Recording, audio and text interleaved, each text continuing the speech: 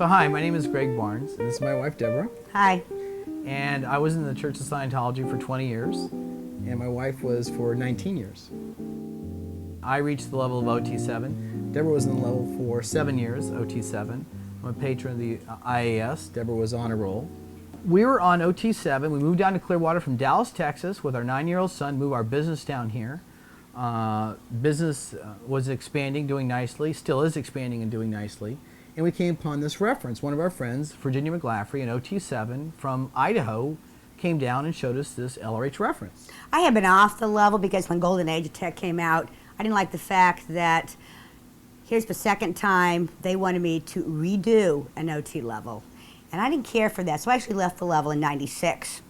Wanted to just watch, see what's going to happen, but I wasn't getting back on the level because it was a redo and I didn't understand why it wasn't right the first time. So anyway, so that was in '96. In '98, Virginia showed me a reference. The reference is called Series 73RB, and it is in your tech vol and it's in your green vol also. This particular reference talks about whether or not sec checks should be done when you're on OT VII and when they should be done and when they shouldn't be done. Right. It's exactly what this reference says. And it also gives all the instances of when you would sec check somebody. And when you shouldn't on OT VII. So there's two sides to the sec checking thing. So anyway, after I read this, I knew why I didn't want to be on 7 anymore. It's because of those sec checks. So anyway, Virginia was making a stand on this. She was on a 6-month check. She was taking a position that they weren't following this reference. And the Sandcastle then began inquiring with her how many people know. Well, Virginia told the MAA, her name was April Buchanan, that Greg and Debra Barnes knew about this. So we were called down there, got an interview by April, where April wanted to know who we had shown this reference to. And I told April, I said, I haven't shown anybody, but I didn't know it was a bad thing to do that. Right. It seemed very odd that you're so, why aren't you showing the people this reference? And the whole thing was very odd. I walked away and I told Greg, I said, Greg, something's going to flap on this big time because now I know that they're refusing to follow an LRH reference. And we are drilled as a 20-year Scientologist that if it's written, that's what you do. And here's a reference, and they're not doing it. Not only that, they don't want to know who all knows it should be done. Right. Well, plus two is that you read this reference and became so excited about it, Debra routed right into the HGC and started getting handling. Yeah, because I knew what was wrong with me because I was not doing good. I've been on 7 for 7 years, and I wasn't doing well at all personally. Spiritually, I was not doing well. So when I read this reference, I knew what was wrong. I went down and originated it, bought 2 intensives, started doing the LH, which is part of a sec check. And what came out of that was 25 hours of auditing on review of 7 years of sec checks. And as they started doing all this review on my 7 years of sec checks, I knew even more beyond a shadow of a doubt that those 7 years of sec checks while I was on 7 had harmed me and violated this LRH reference and was something that was very not good to be doing. And I experienced that because they cleaned it all up. It cost me 25 hours to clean it all up. Well, also, too, is like they were doing a correction list, right? Mm-hmm. With the preface question regarding the 6-month checks, then here's the correction list question. Right. The actual question was regarding 7 years of sec checks, was the actual preface to all the question. And for anyone who's ever been on 7 or knows about reviews and corrections, 25 hours of review is a lot of correction. And as Debra was going through this correction, she'd come home and she was getting brighter and brighter and more uptone and more uptone and more uptone. So here it is. It's now, that was in '98. That was in '98. What actually happened is that my awareness, because of cleaning all this, what I call squirrel tech up on me, is I became so aware and so I was so able to say anything to my auditor that I actually pointed out to my auditor that there was another thing she was doing that was incorrect in my auditing. I was a trained solo auditor. I know what you do and don't do. And I pointed out to her that she was doing something she shouldn't be doing. And I wanted to see what reference gave her the okay to do that. And then I asked for, I wanted to go to Qual and see that reference. So I got an okay, I went to Qual, and I saw the reference. This particular reference was how to FPRD NOTS cases, how you audit FPRD on NOTS cases. And this reference that I saw was revised June 96, which is the exact date the Golden Age attack for OT VII came out. And the revisions were in script. And this particular reference was 50% in script, which told me right then and there that this HCOB had been majorly altered also. So now I had two datums. Number one, they were not applying an already existing HCOB, CS Series 73RB, refusing to apply that. Number two, I now had a majorly altered HCOB on how to FPRD a NOTS case, which conflicted with another confidential reference that I was very familiar with since I had soloed on 7 for 7 years. So now I had three things that made no sense to me. Which that reference is how to handle reads on OT 3s and above. And how you handle reads on OTs is different than how you handle reads on people who aren't. So those of you who are watching this who are OT realize that they were not doing the sec checks per that HCOB. So you can only imagine the bypass charge that it creates when you're doing something wrong. So you're doing great. I'm actually doing very well. I understood what was going on now, and I was not going to handle it in my sessions. I was going to take it to the ethics area once I finished my actual LH and sec check that I was on. So I went back up after I finished, saw that reference in qual, and then they told me that my auditor was too busy. And they said they'd give me another one. I said, no, thank you, I'll wait for that one. So this would have been about March of '99. Now I'm on the Hubbard Ethics Specialist course. I got into the Hubbard Ethics Specialist course in February of '99. So here's Debra is in the HEC, and I'm on course. And I'm having great wins on the Hubbard Ethics Specialist course. And I'm demoing KSW, Keeping Scientology Working. And here is this LRH reference on sec checks that's not being applied. I see my friends who are on OT VII not really doing that much better, some doing worse, and I just can't take it anymore. So what I do is I write this up to RTC, and I tell three of my friends, right? Sandy Adair, Ruth Valka, who is now has dropped her body, and to read the reference. All I said was just read a reference. That's all I want you to just read this reference. Now Peaches Pook, who's a class 8, who's also on OT VII, calls me up one day and says, you know, you're supposed to come to flag feeling like shit and leaving feeling great. She goes, I came to flag feeling great and I left feeling like shit. So I read her a paragraph from this LRH reference. I gave her no verbal data, read her a paragraph from the reference and said, have you told your DFP? She said, yes. So that's what I did. Now, I want you to realize that's all that we did, but that doesn't, but you're going to hear the whole story of all that happened from just doing just that. Okay, so then we told those people. We told those people. I told them. Deb did nothing. No, I didn't do anything. Deb. I didn't do anything except I was in the background going, oh, it's going to flap. Something's going to flap here. I just knew it was because Virginia had already been kicked off the level by flag because she wasn't having enough sex with her husband, and her dad was paying for most of her bridge. These were the reasons she was kicked off the level and her LH wasn't renewed, because she said, I'm not doing any more sex checks because this reference says I don't have to and I shouldn't be doing it. Right? This is what LRH says to do, and I want to do what LRH says to do. Right. And the fact that the church, no OT VIIs have been made since OT VII came out, this could be a reason. There's out text. Something's not being applied correctly. Right. So I am. So meanwhile, what's cranking going on in the ethics office at the Sandcastle, where all these OT VIIs are doing their things, is this April Buchanan is calling people in and intensively interviewing them, and then she is writing a KR, a report on what she's being told. Well, she sent us a copy of one, right? And we said, April, this isn't what goes on. Now get this. Instead of the people she's interviewing writing reports, she's writing the report. Why doesn't these people that she's interviewing writing reports? Well, because there's nothing to report. That's why. There was absolutely nothing to report. So she then writes the report on her interview. So like, you see, now it's like secondhand. This is what blah-de-blah said, because blah-de-blah didn't write it up themselves. So then now she starts writing these reports, and she starts accusing Greg, me, Virginia, and Mike of black PRing the church.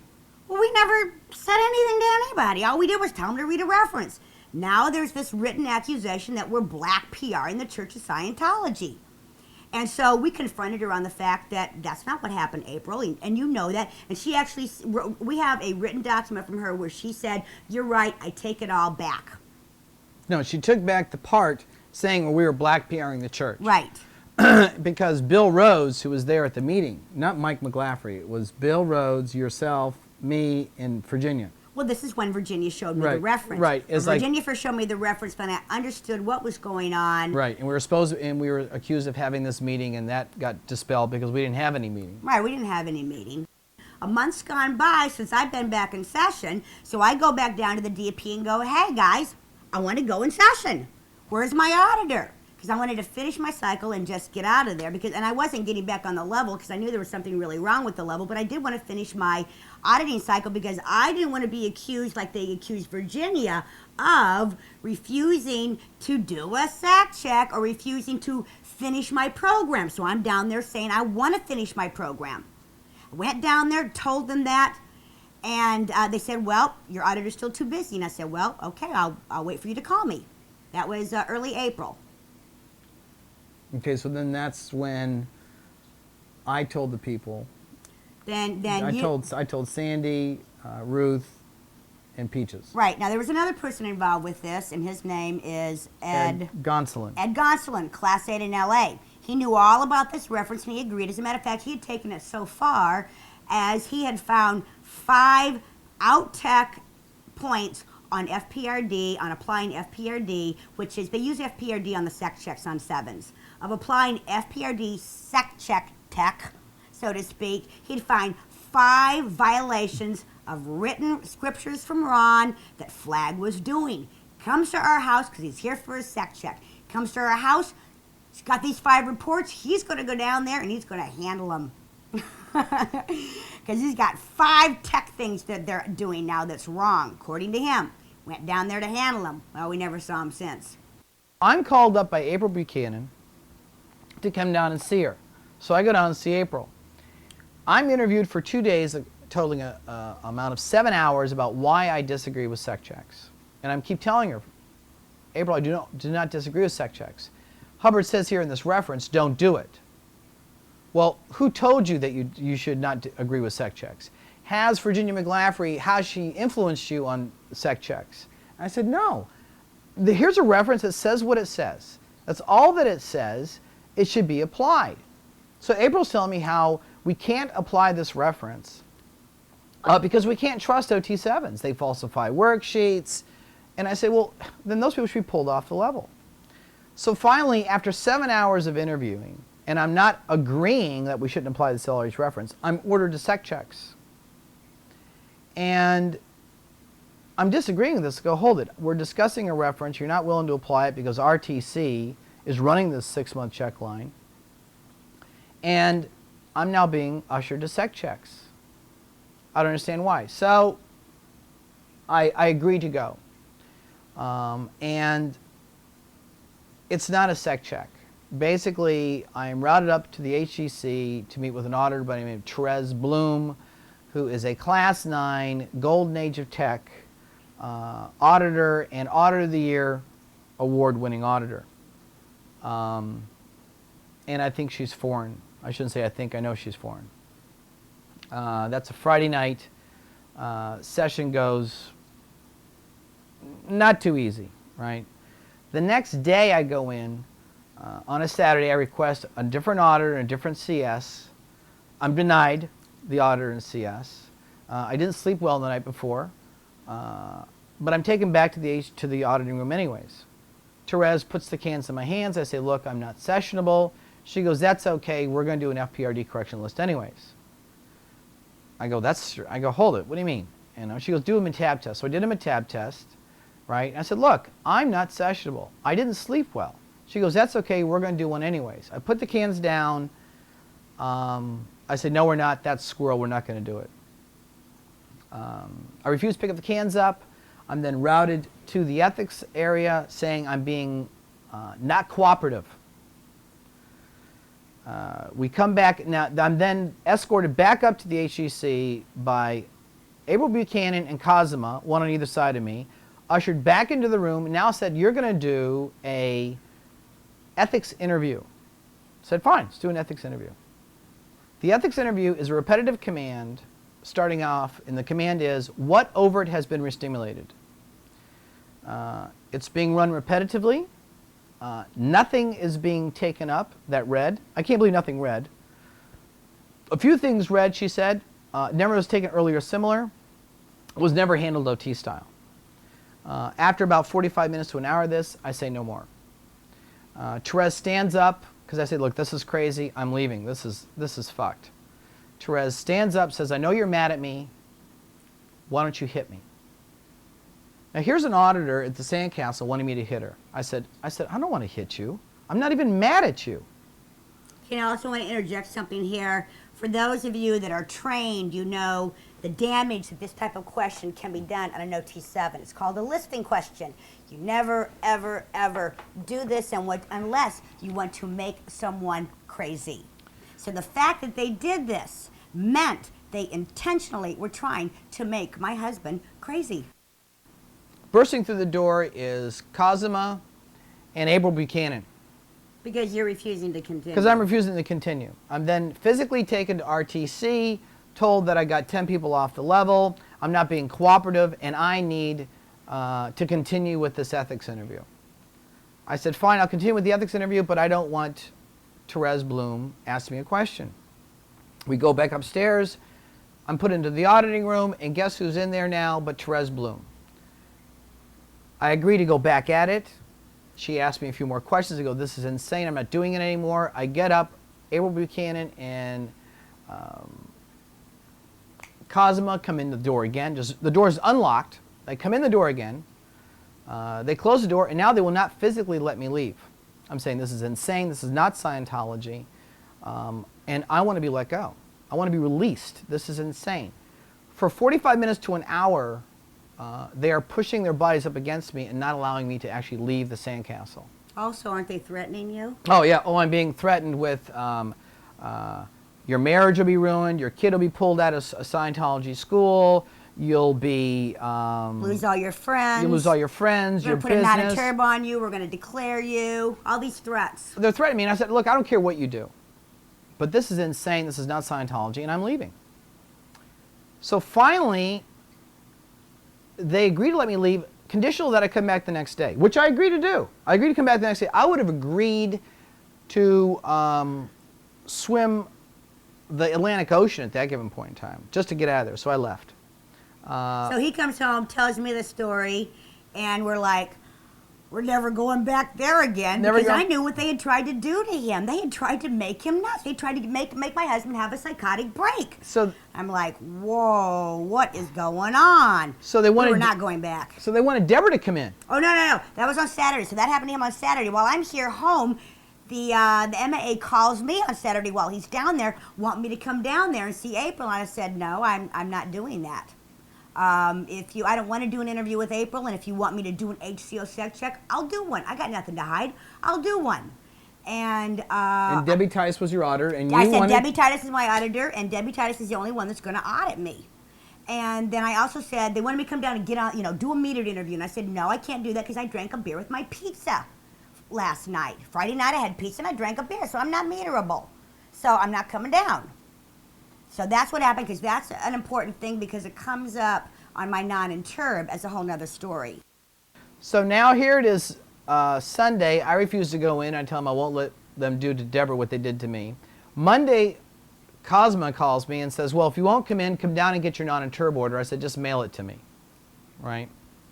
On Mother's Day, we go to my parents' house. We come back. There's a message on a recorder saying, your Comm Ev is being called at 7:30. Come on in. We rushed. We found someone to watch Chase. Yeah, we were in shock. We didn't even have a knowledge report written on us. Right. So, I mean, we didn't even know there was anything like this going on. So we went in, and here is a bill of particulars on goldenrod, okay, listing out that I got 10 people off the level, that I blew a sec check, Debra drank so she wasn't sessionable. What are the things On purpose. Oh, It's a whole list of stuff. So published in the Sandcastle MAA's office, none of which is true, and they know it. So we're like, where's our KRs? Well, that's not our responsibility to get you KRs. Yeah, you can see your we were told you can see your KRs at your Comm Ev, So, which that violates policy because normally you don't even have a Comm Ev until there's been a whole bunch of KRs written up on you. And, you know, so here we are having a Comm Ev, which is the highest justice action in the church, being accused of some pretty bad things. And we have no copies of KRs. Not only that, we were not allowed to even get a copy of the accusations they printed on their little goldenrod, which per policy, we're supposed to have a copy of that. Now, we showed them the HCOPL where it says Committee of Evidence and policy letter, which says you're supposed to give the person a copy of it. They said, well, here, see this? You saw it. That's your copy. But we couldn't take it with us. Right. We asked them point blank. So, why won't you give us a copy? And they basically said, one of the chair people of the committee said, because we don't want to.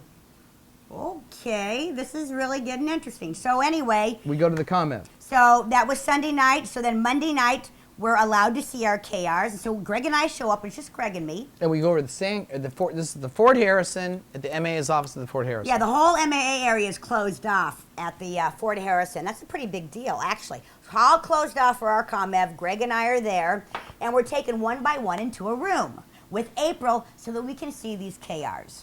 I am shown a KR by a gentleman, he's a public person, where he was told by Herb Zerden that I was running a business out of my house illegally. This was a KR written on me. It was written KR by Peaches Pooks, where I told Peaches that I don't allow people to write KRs in my business.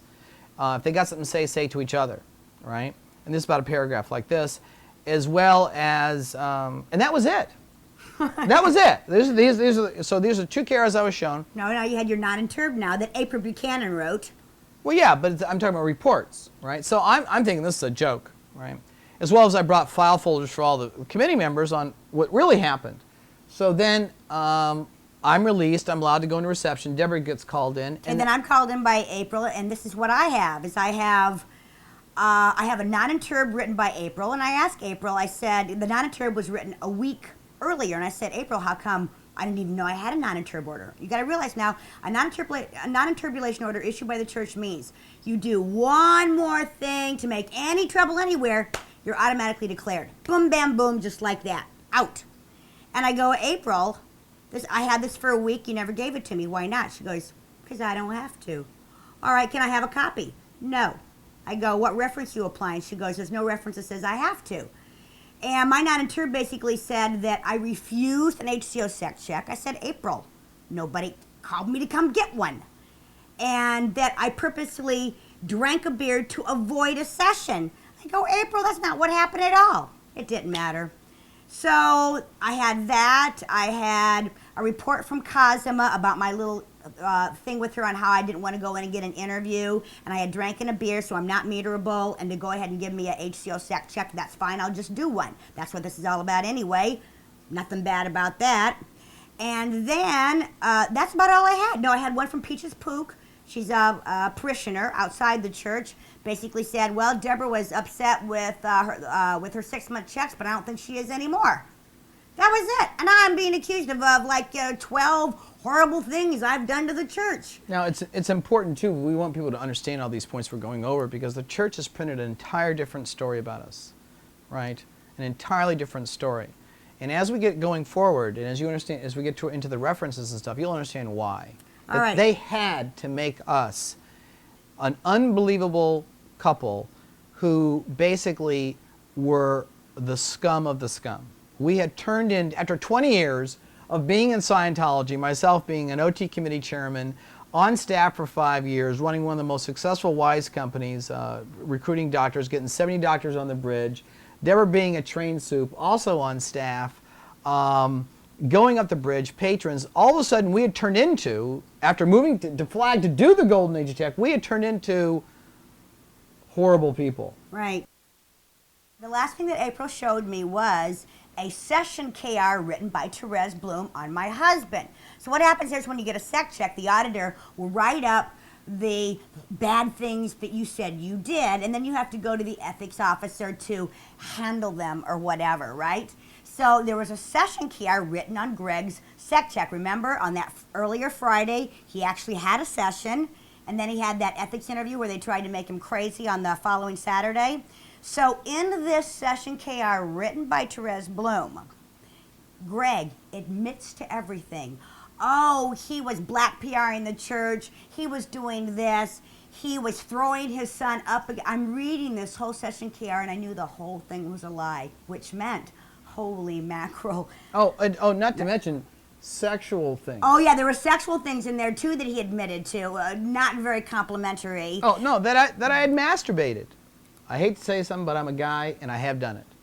But never told this auditor about it. Right. So anyway, but no Greg. And I wasn't paying the bills. Didn't pay our bills. But Debra was the FBO, so that didn't go her too good. Yeah, I knew she knew all the bills. I knew the whole thing was a lie, but the key point here is where he admits to doing all these bad things to the church, running a black PR campaign. Oh, he had decided that RTC had corrupted the tech.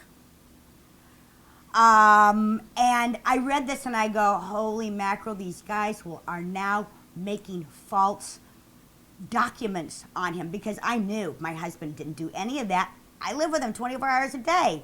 And I knew they didn't show it to him, because if he had saw this KR, he would have been livid. He probably would have like just walked out of the Fort Harrison.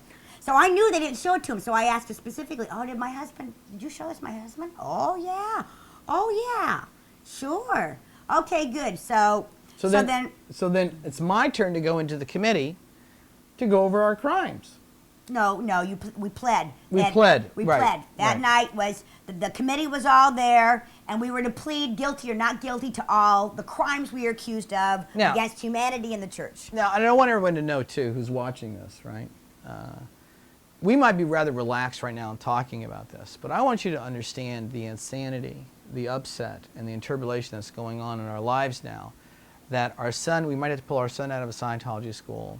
Most of our independent contractors, as well as employees, were Scientologists. A lot of our clients are Scientologists. All of our friends, obviously after 20 years, who are your friends? They're all Scientologists. So even though not only to mention the fact that you're now confronted with some really unbelievable things that your own church that you've supported for 20 years is actually doing, and it's right in front of your face. You got to look at it. And it's happening. And it's happening at Flag, the same place that Lisa McPherson died. So, you know, I don't want you to get the idea that we just kind of lollygagged, went through this and go, oh, isn't that funny? No, it was very serious. We were very upset. It's like, you know, to understand something. So we go into the Comm Ev, and I want you to understand something, that per policy, per the Comm Ev policy, Ellery says, like, you know, look, the guy who's being Comm Ev'd is going to be a little bit shaken or upset, so be easy on him. I sit down, and here are these, there must be 8 or 9 Sea Org members in full dress uniform, staring at me. And they're not staring very nicely, it's kind of like this. And there's this little guy in there, sitting right next to Art Webb with these Coke bottle glasses, right, leaning on the table, going like this to me, right? Now, I'm sitting there, I handed out to all the members all the documentation and evidence that proved that we had not done anything, right? Reports from other people, you know, time, place, form, event, that proved everything that we were being accused of was garbage. Art Webb goes through all the things I'm accused of, and I plead guilty to a problem, because I figured I must have caused a problem to cause all this to happen. Then I'm excused and I can leave, then you go in. Then I go in, I do the same thing. I plead not guilty to everything except causing a problem. And so then I specifically asked a committee member if I could have copies of these KRs, because all the KRs that were written mostly by the Sea Org members. The Sea Org members Cosima and Buchanan, the Sea Org members running the ethics area. And the policy is I'm to get a copy. Nope, they're not interested, not their problem. So I was allowed 5 minutes to study this huge accusation called a bill of particulars. So I'm writing down on a piece of paper. And Greg and I left, and so then I asked my husband, I said, so let me tell you about this session report that I saw. And I told him what was in it, and I go, were you shown that? And he said, no, he wasn't shown that at all. So I said, you know, Greg, we're to be declared. That's a down and done. We're out of here. We're declared. It's already been ordered. The question now is, why and who? It doesn't matter what we do at this point. It's time to find out why and who is this happening. After Debra came out of telling the committee, or going through all the accusations, or what she's accused of and how does she plead, Debra and I are both sitting in the ethics area, and Debra is copying down the bill of particulars. One of the committee members comes out, goes into the ethics office, talks to April. I suspect it's April because she's the only one in there. Comes out, and on the way into the room, going back into the other office, Deb stops her and says, excuse me, but there are several KRs that are written on us that we do not have copies of. And we would like copies of these to respond. This individual looks at Debra and says, we are not interested in your response.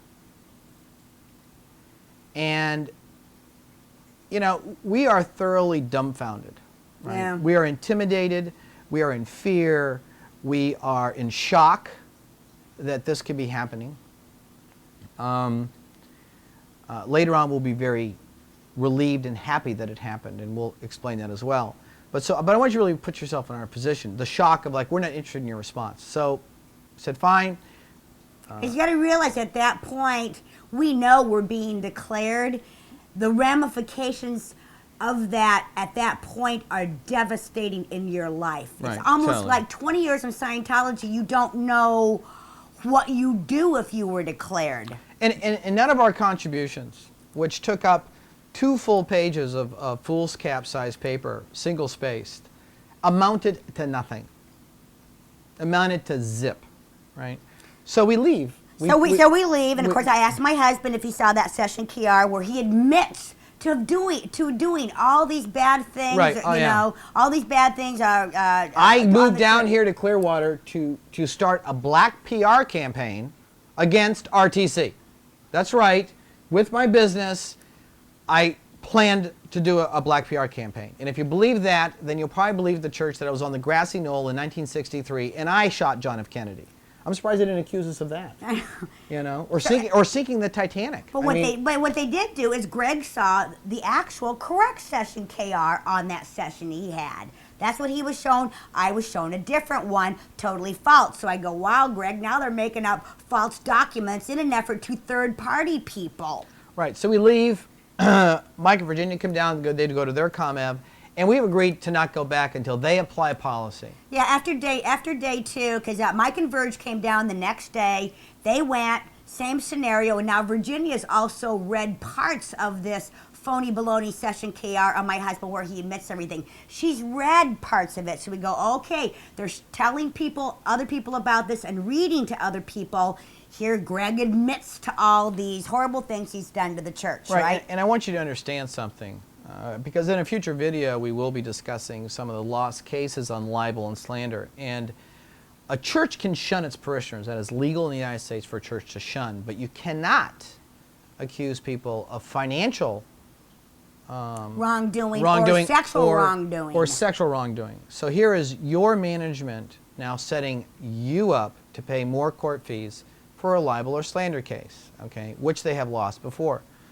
Not with us, obviously, but with other people.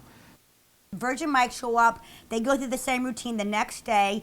And then the next day, for some reason, which is now day 3 of the Comm Ev, Virginia and Mike go down to the Comm Ev, but they're not supposed to show up. Here is a room full of Scientologists now who are being thoroughly educated on the facts of Greg Barnes, Debra Barnes, Virginia, and Mike. Right. I don't even know some of these people, right? Being thoroughly indoctrinated to and reading all the stuff about us, blah, blah, blah, right? So when Virg and Mike came back and told us about that, I went, hey, guys, this isn't a Comm Ev. They're not applying one piece of Comm Ev policy. As a matter of fact, there's no policy that's written that they're even doing. I said, this is a black PR campaign. This is a pretended Comm Ev to ruin our reputations. So they're running a smear campaign on us, disguising it as a Comm Ev. That's what's going on. I said, one thing that Hubbard did that I found out was real workable is that if you have something that's really, what's the word I want to use, interpolating on your lines, just cut it, quit communicating with it. So we decided we were not going to participate with the Comm Ev. They would call us, we'd ignore their phone calls. Oh, we'd get threats, this, that. Well, we wouldn't call them back. Well, we wanted nothing to do with it. Well, the fact of the matter is, too, right, is that they called, and this girl said to me, wish I remember her name. I have it on one report. She goes, when are you guys going to come to your senses? I said, when are you going to come to your senses? I said, as soon as you start applying LRH policy, we'll start cooperating. Send us copies of our KRs so we can respond, and we'll cooperate. Right. Well, the other thing that we did, we go, well, this is a bullshit Comm Ev, so let's just write it up to IJC, explain to him what's going on, and ask for an honest one. Right. And realize, too, we're talking very calmly now, right? We got about maybe 3 hours of sleep a night. Yeah. We worked didn't eat well, feverishly worked, setting up mounds and mounds of reports, right? FedExes to IJC, help us, help us, help us. Comms to all the international management, right? And they knew about it all. They knew about the squirrel sec check. They knew about the black PR campaign, all of it. I got 2 comms back from IJC saying, thank you for the information. We are reviewing it. If you have any more information, please provide it to the Comm Ev committee. And that was it. Right. In regards to, we sent IJC a request to get rid of this Comm Ev, issue an honest one, and here's our contributions. Because see, contributions in Scientology are supposed to carry a lot of weight. We had 2 huge pages of 20 years contributions, and we never got any response to that ever. Well, matter of fact, when I asked the Comm Ev committee member if she had seen my contributions, or our contributions, I go, did you see our contributions? She goes, yes. I go, what do you think about it? She goes, well, we're not sure it's all true. So you got to realize every corner we turned, we were being invalidated, evaluated, nullified, suppressed. There was a total attempt, and they did a very good job, to beat us into submission. Right. And I can only say this, that after spending close to $500,000 in Scientology, about $150,000, $200,000 on OT VII, that we had gotten something out of it. The ability to hold a position. Because see, they weren't applying LRH. We started looking up PR Series 18. If you get out your green balls and look at PR Series 18, Hubbard will say, if somebody's black PRing you, they have crimes. They have huge crimes, dead bodies. Well, you got Lisa McPherson. Embezzlement, other major crimes. Crimes of magnitude. So we decided, the 4 of us, Verge, Mike, my husband, and myself, decided this is a smear campaign on us.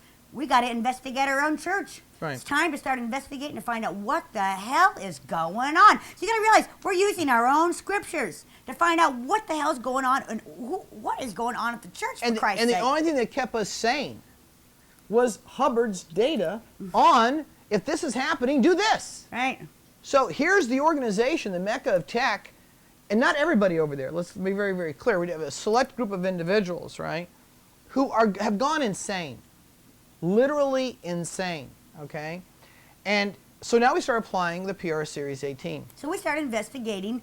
We get on the internet. Oh, man, we're looking up court documents, and boy, oh, boy, are we finding stuff. Well, about 6 weeks after the Comm Ev, remember how this all started out with that CS Series 73RB, that reference that we said you're not applying it, and then they wanted to know, well, who all of you told this reference to. Matter of fact, I want to see, and I want to show this, if I can. This is in the CS Series 73RB is an HCLB, but it's also in it's also an HCLPL.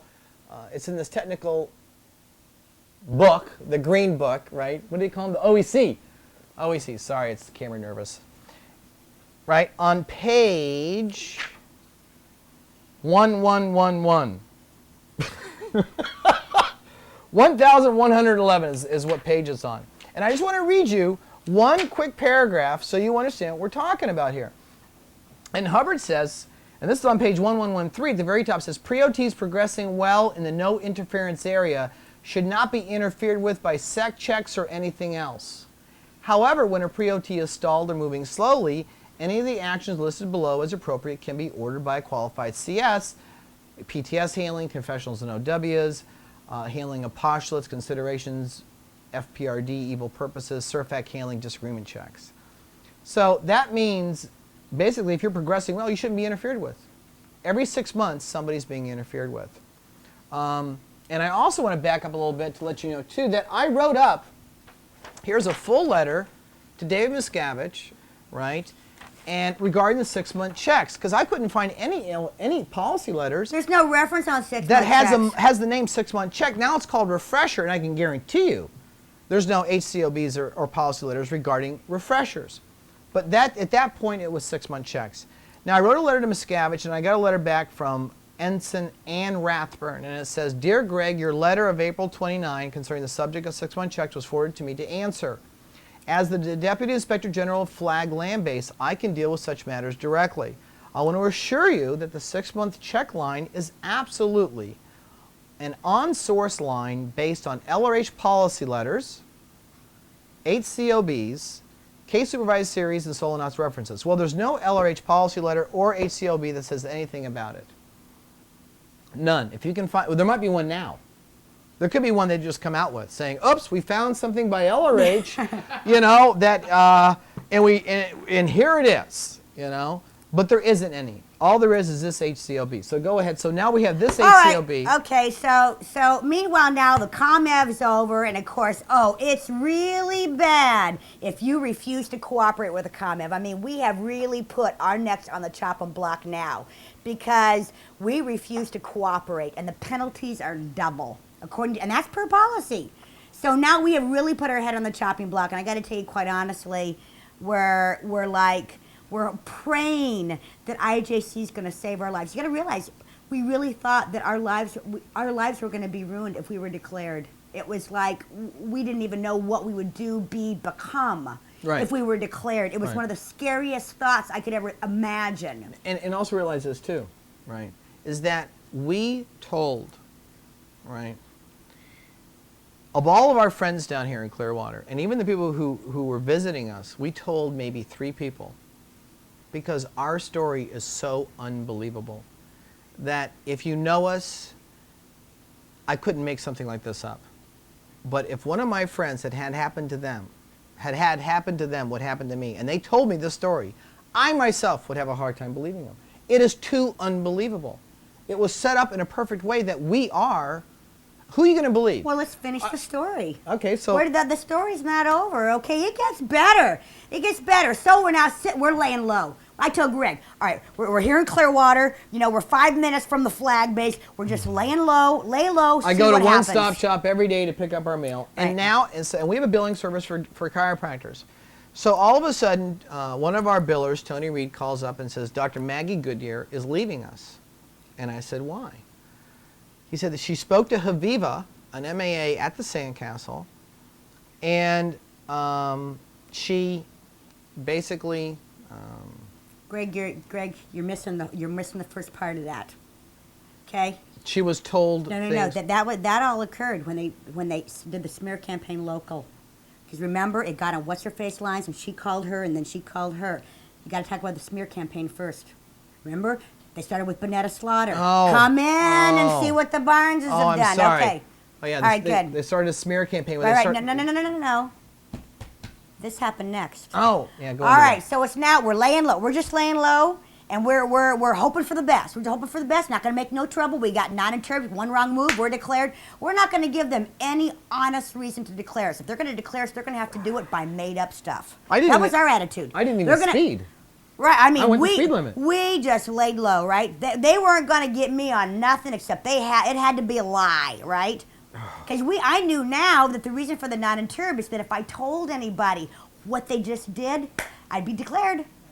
And see, it would be a right reason to do it. I upset somebody in the field with my lies, right? So anyway, 6 weeks are going by now. It's past the Comm Ev, and all of a sudden, we get in the mail, CS Series 73 RA. Now you got to realize, this RB and RA and all, these are revisions. B would be revised third time. Third revision, and we had A, copy of A.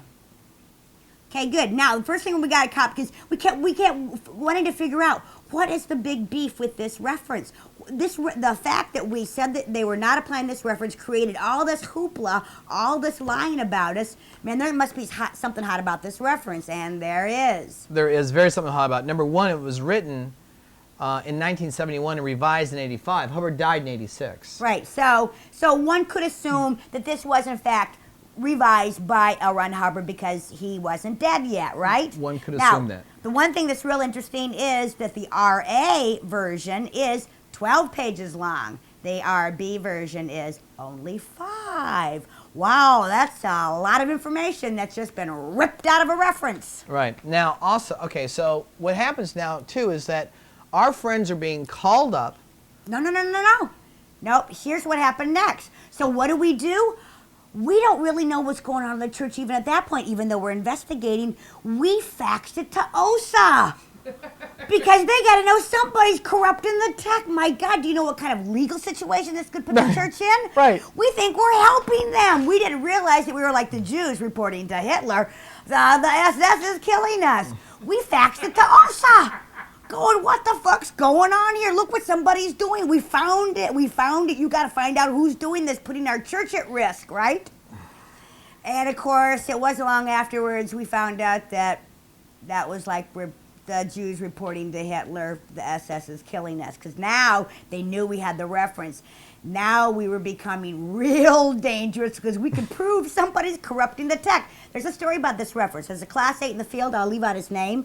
He was a CS at AOLA in Los Angeles, California, back during 1988 to 1989. RTC sent a huge mission out to pick up what's called Class 8 packs, which is a series of all the technical bulletins and scriptures on a highly skilled auditor would know and have and always use.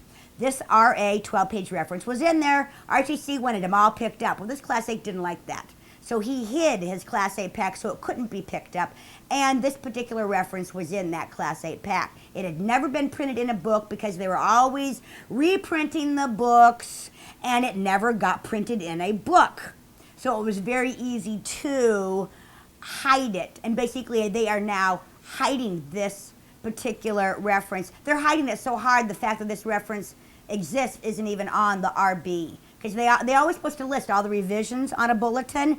This revision isn't even on the third revision. They omit it completely that it even exists on the third. They're hiding it so hard. And in this particular reference, Mr. Hubbard makes no bones that on OT VII you don't even FPRD somebody. He says that specifically. You do not do FPRD on someone who's on OT VII. Right. Okay, so now we fax this to OSA thinking that we are doing the right thing.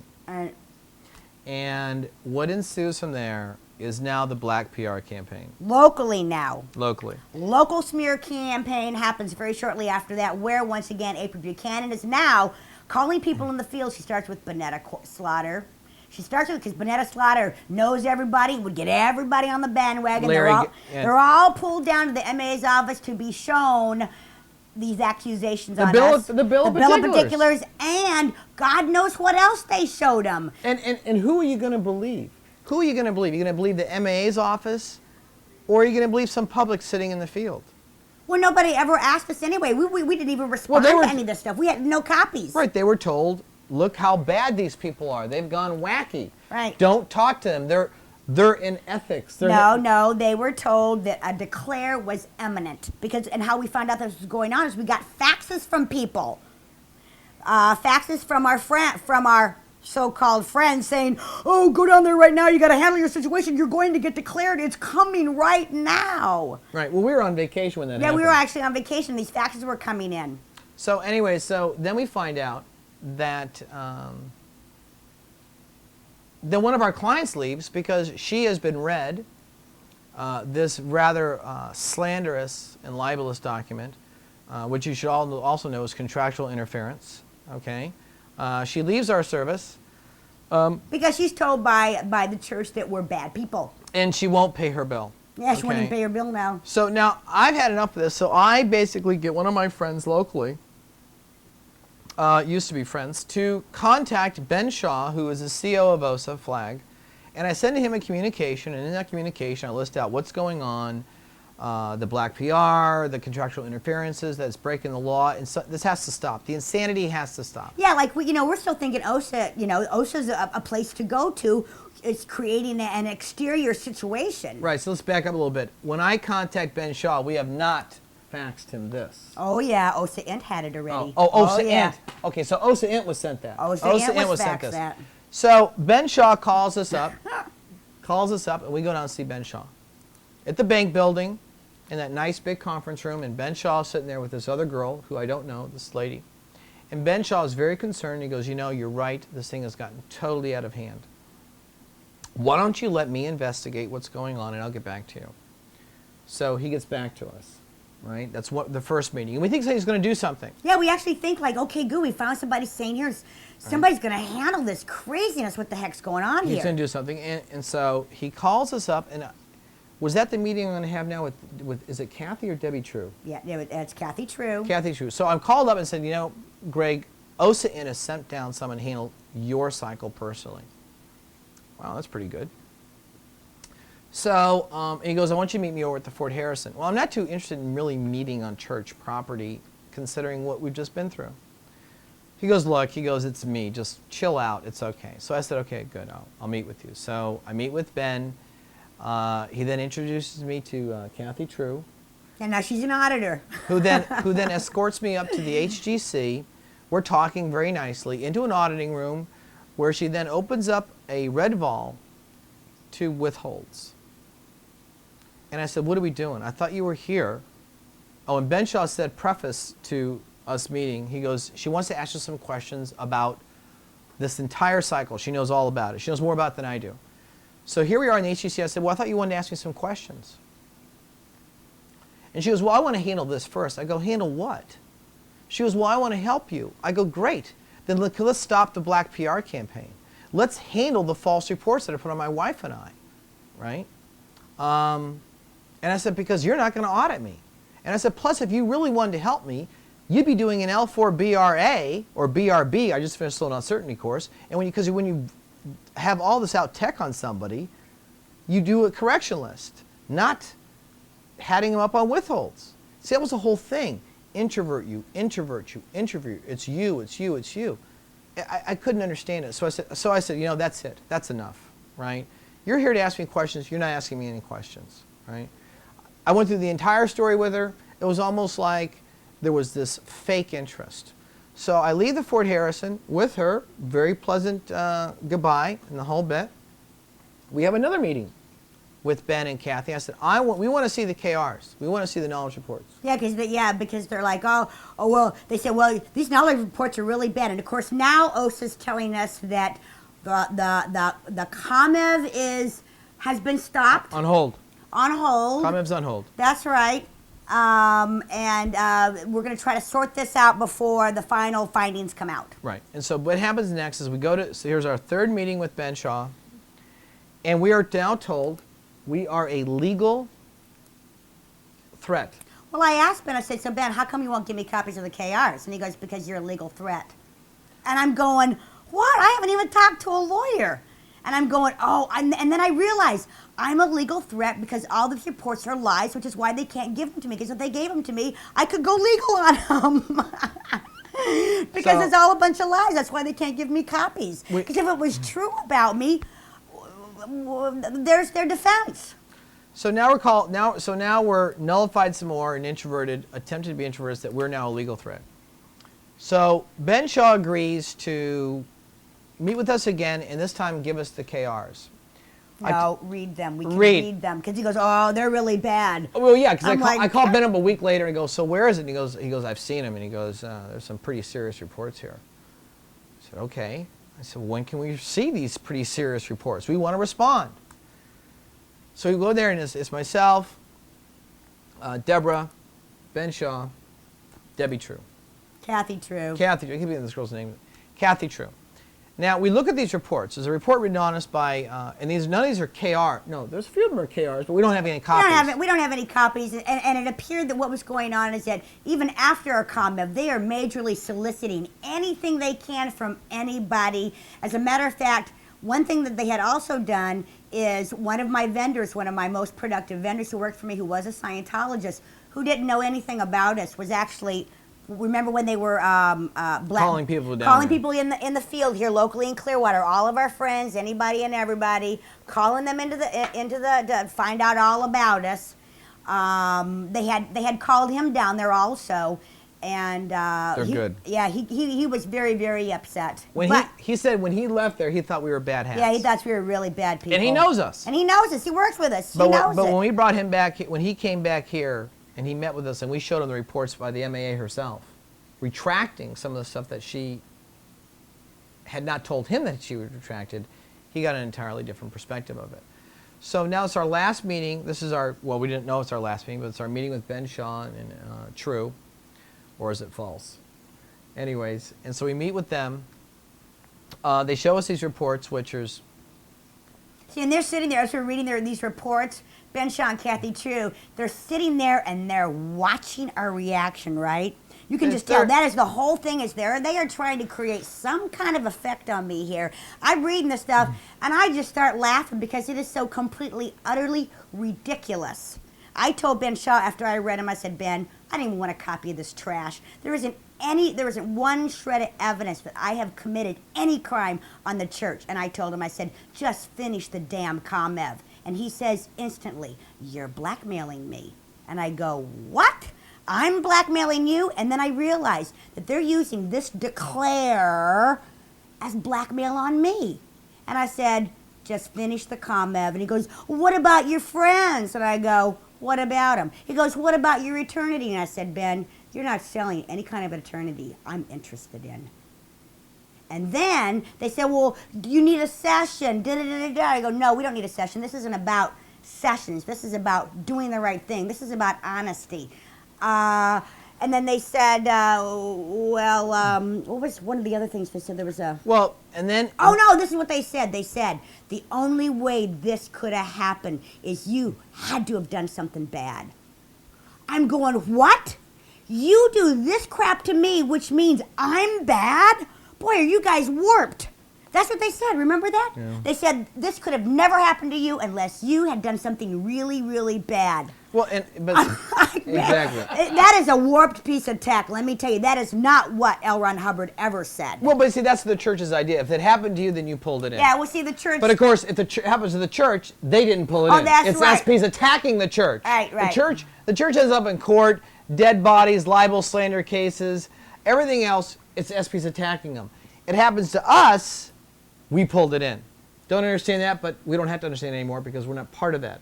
So anyways, and here's something else, is that True and Ben Shaw admit that Therese Bloom did what she did. Right.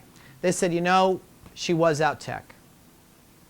Poor Therese, they said, was under a lot of pressure. Yeah, she's under a lot of pressure. And she had some 2D problems.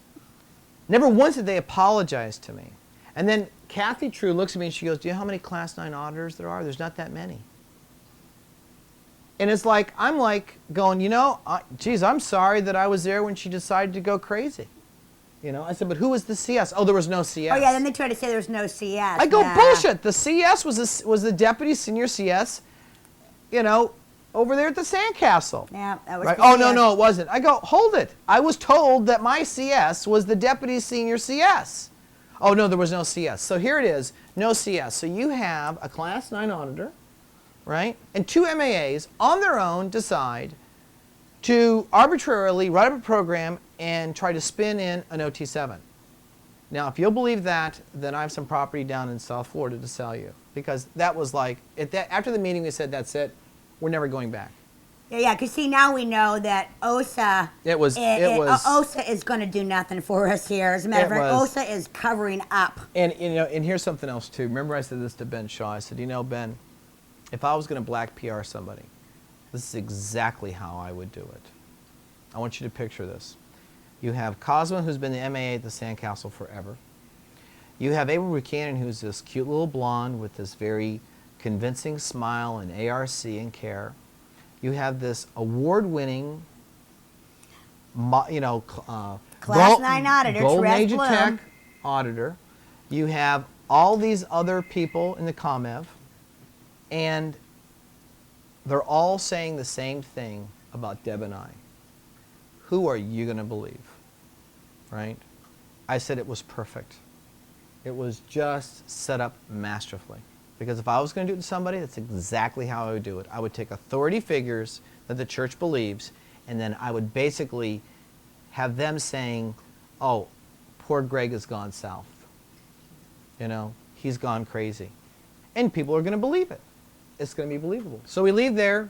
So we leave there, and as far as we're concerned, we don't really care what they do. We really don't. We don't care what they're going to do. We then just continue to investigate the church, get on the internet, pull documents. And this is why the church does not want you on the internet, is because on the internet is all the data about the current management's illegal activities that they've gotten caught for, as well as court cases and other extremely interesting stories by other Scientologists. Yeah, there's a lot of crazies on there. But there's also people who have stories that are not crazy and that are very, very true. Not to mention the technical alterations that are going on with the basic books and other technical matters. So you got to realize here, as 20-year Scientologists, we are really taught that you don't rewrite Hubbard's tech. It's a policy called Keeping Scientology Working. And in this, it says you can only be upbraided for no results or bad results. So now I understand why Lisa happened.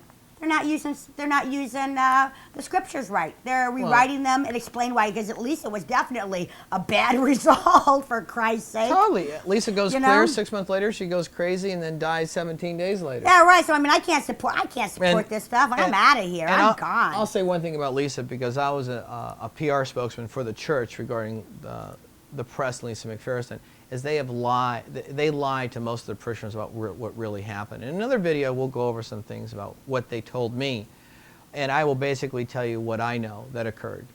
But so now we've left, and now the full core black PR program starts.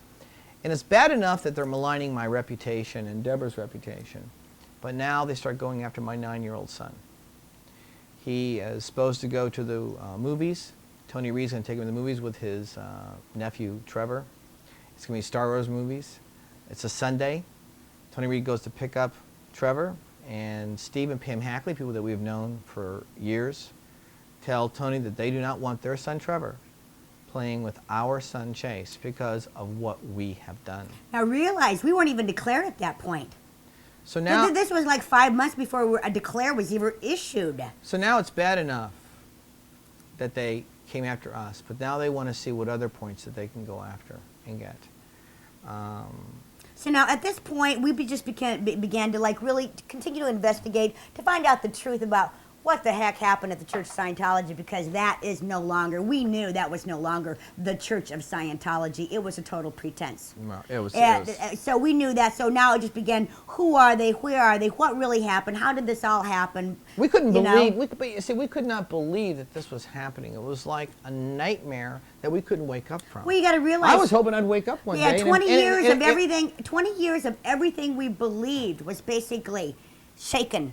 Right. You believe something for 20 years, it's all shaken, and it was a very humbling experience, but I wouldn't change that experience for anything, because one thing I wanted, and one thing I still believe in, and Hubbard said this, is that live with the truth. Be on the road to truth. So I told my husband, I said, I want the truth. I don't care what it is. Right. I don't care. As long as it's the truth, that's what I want, because I want to live my life with the truth.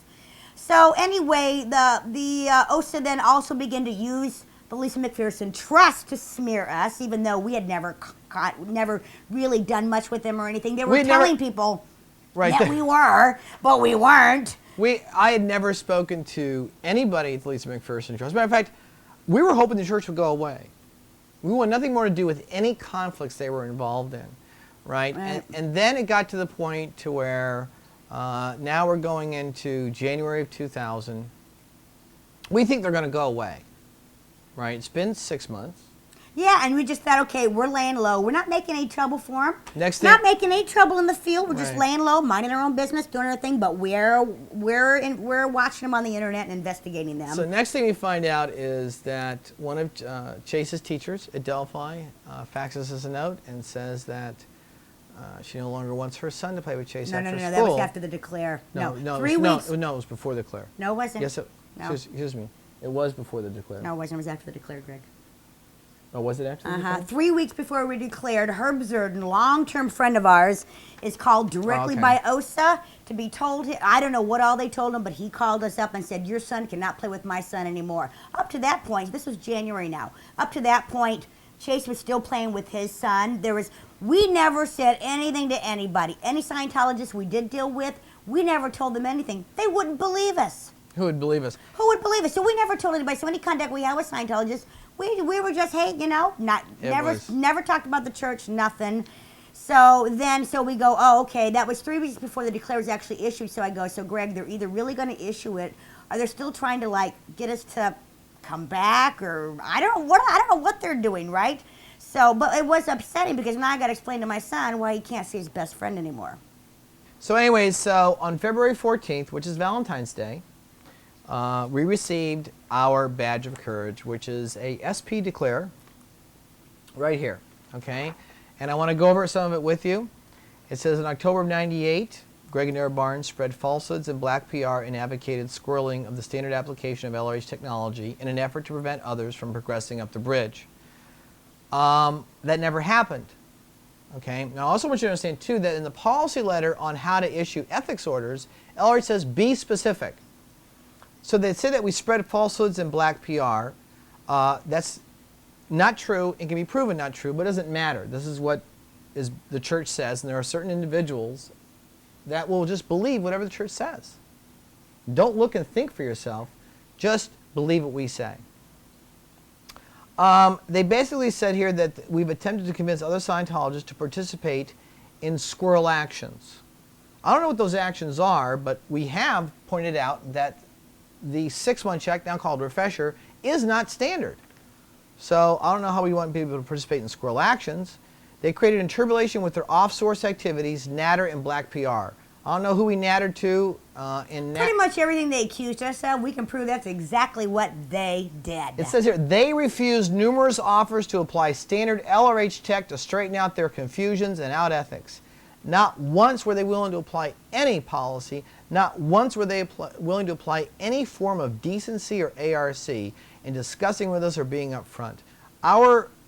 It was sealed, packed, sealed, and determined where we were going to go if we did not crawl back on our hands and knees. And I'm sorry, but if that's freedom, I'll take slavery.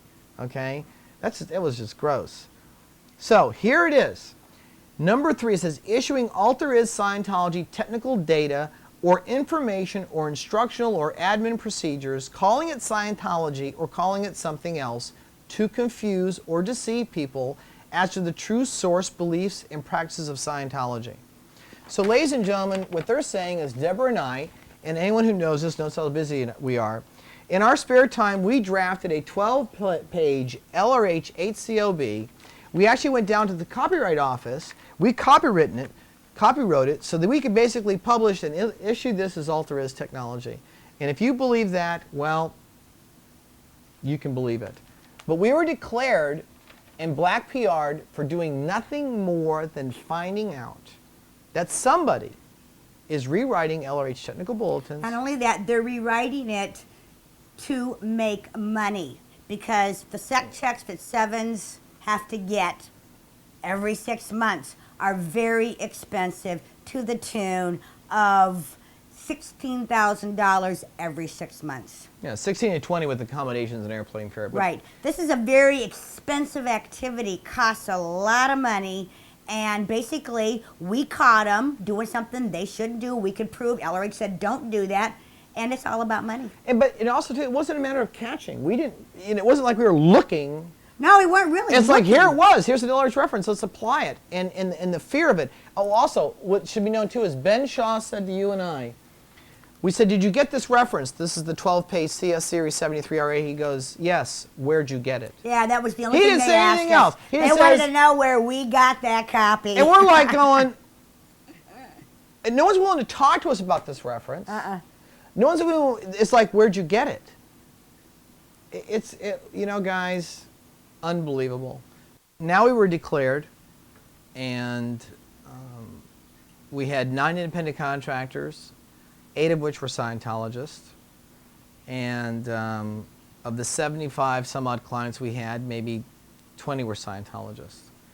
And I want people who are watching this, whether you know us or not, or whether you're a Scientologist or you're thinking about getting in, that your life becomes nothing but Scientologists. You know, your friends are Scientologists, the business starts becoming Scientologists, and so now what's going to happen?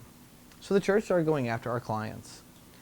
One of our clients, very specifically, they went to his office. They actually threatened him. Yeah, he was a Scientologist. He refused to disconnect, so to speak. And the church actually went to his office and threatened him with a declare if he didn't disconnect from us. Right. And he just basically refused.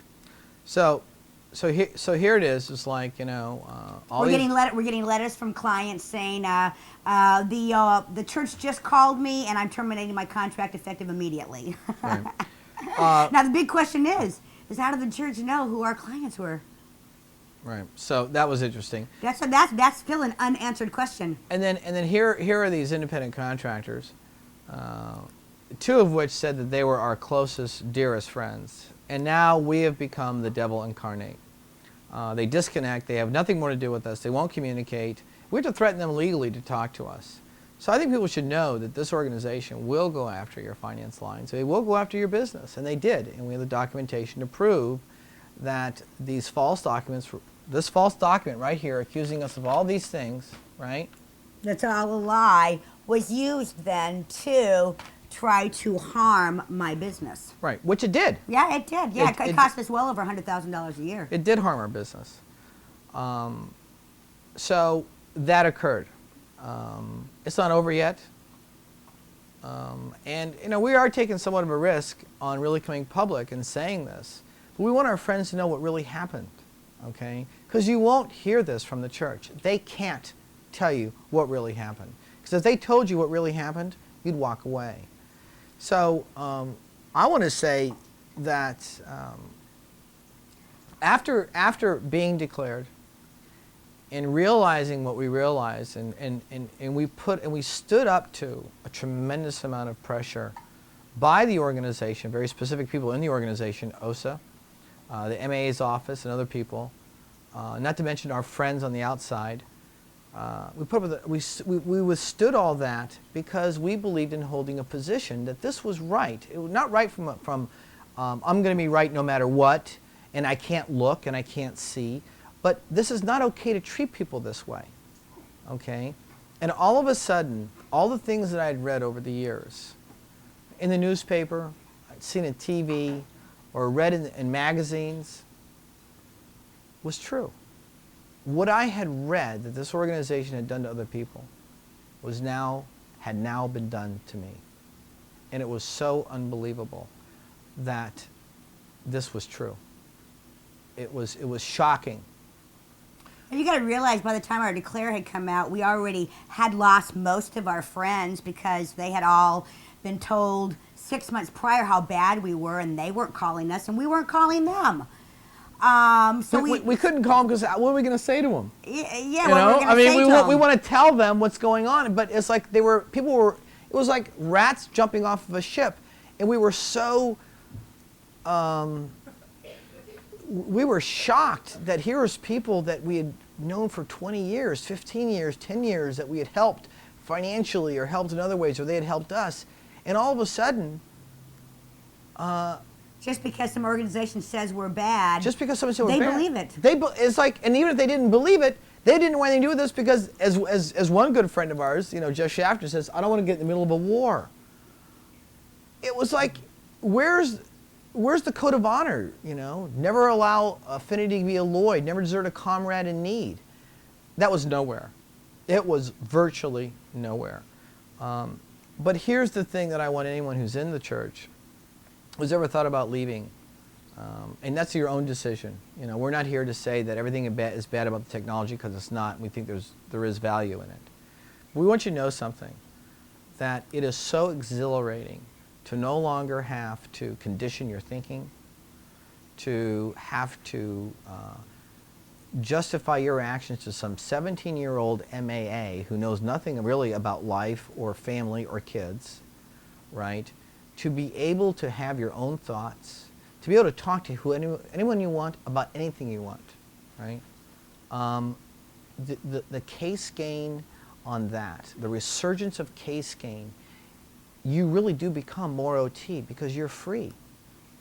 You know, if you feel free inside the church, fine, continue, right? But I'll tell you something, when you get away from these control mechanisms, you know, all the events, which we'll be having another video on, the IAS horrible stories about this going on, that going on, and all the money pressure, the pressure of money being put on your lives, when that's all gone, right, you're free. You are really free to think, to look, to act, and decide how you want your life to be. And I got a lot out of Scientology. There's no doubt in my mind. And I will say that to the end of time, I got a tremendous amount out of it. We both got something out of it. We also used the scriptures of Scientology to find out what we found out. To get out of it. And, you know, and so we just want our friends to know that we're doing great. We are doing extremely well. As a matter of fact, I've never been freer my whole life. So if the subject's supposed to free you, I did use the subject to become more free as an individual. So to that extent, I can say it worked. Right. And I don't think for a moment that L. Hubbard left meant for these things to occur. Right. Now you can sit there and think, well, geez, they must have pulled it in. Because that's the party line. They pulled it in. Look, you see, they pulled it in. What is their out ethics? Well, I'll tell you what our out ethics is. Our out ethics is that we have been out ethics probably for 15 out of the 20 years of being members of the Church of Scientology because we invalidated our own personal integrity. We ignored the outpoints that we saw for so many years. We justified and rationalized some of the most insane behavior by other church members, you know, criminal behavior, just insane acts. That's our out ethics, right? And we decided, we got our ethics in. And we got our ethics in by moving to the mecca of tech. We live 5 minutes from Flag. We have not left, we have not moved, we have no intention of moving because we like Clearwater. We like Scientologists. We're not enemies to Scientologists. Any of you can call us whenever you want. You can talk to us. If you still love the technology, that's fine, you can love it. We like it too, right? If you want to talk and ask us questions, we'd be more than happy to answer them for you. But we want people to know that it's time that you do something to speak out, that you look where the church doesn't want you to look, and be very specific, the management. Get onto the internet. Look where they don't want you to look. If you have one of those web page disks that they put into your computer, realize that that web disk that they put into your computer is stopping you from looking all over the internet. And if the church is saying, well, we did that because there's OT material on the internet, realize this. There's like that much OT material on the internet, okay? It's insignificant. If not, I can't even find it, okay? But get there, learn, look, and see. Think for yourself. That's what you need to do. Isn't that what this subject's all about, is think for yourself? Yeah. Be free, look at things. Hubbard looked at everything. He read everything. He probably did about everything. But we as members, we can't. We can't think, you know, it's like, I know a guy, he told a dirty joke, you know, on OT VII. Then he got into a whole bunch of trouble just for telling He told a dirty joke, he had to do lower conditions. But that's besides the point. Look, we want everyone to know that we're doing great. That you can We've never done better. In the 20 years I've been in Scientology, I have never personally and spiritually done better than I'm doing today. And that's a fact. It is. So what I want everybody to know is that there is a life, a bigger life outside of the Church of Scientology. Church of Scientology is the Truman Show. There is a bigger life out there with all kinds of great people to meet from all various beliefs, and I want to meet all of them, and I want to find out about all various beliefs because I'm free to choose whatever belief I want now. Right, and it's like you know, you got to make up your own mind and make up your own and decide for yourself. Don't not be influenced by what we said. Don't even believe what we said. Okay, think that we're crazy. Oh, they're nuts. They're SPs. You know, they're special people. I've always known I was a special person, anyways, right? But go look for yourself. You decide. Okay, you decide for yourself what's right and what's true. Don't believe what someone's telling you, right? Go look and you decide. That's integrity. Personal integrity is your ability to look and decide for yourself what's true for you according to your own observation, and that is all. Is there anything? And my only last comments is that the biggest thing that we had to overcome was fear. And that fear is created by an illusion, because I've gone through it, and it's all an illusion. All the threats the church made me and all the horrible things that I thought were going to happen to me if I left the church or was declared never happened. It's all an illusion, and if you can just get beyond that, there's freedom on the other side of that fear. Right. And the big question you got to ask yourself, what are you doing in a church that you're afraid of? Right. You got to ask yourself that. Why would you be afraid of your own church? Wait, and you know, and if I was in the church today and I was watching this video, I'd say, well, I'm not afraid of the church. Right. I understand that. But go into the org or mission and say what you really want to say.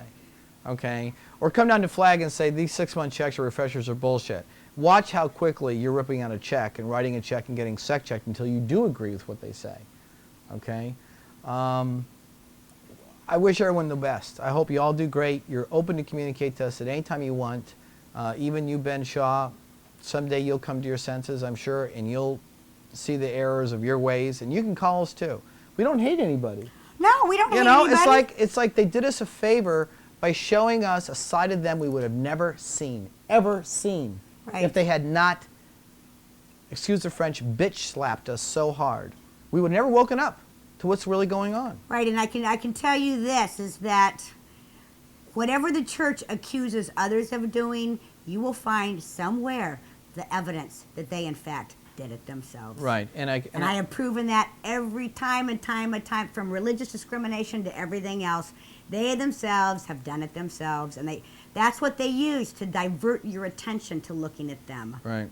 So that's just the truth. It is.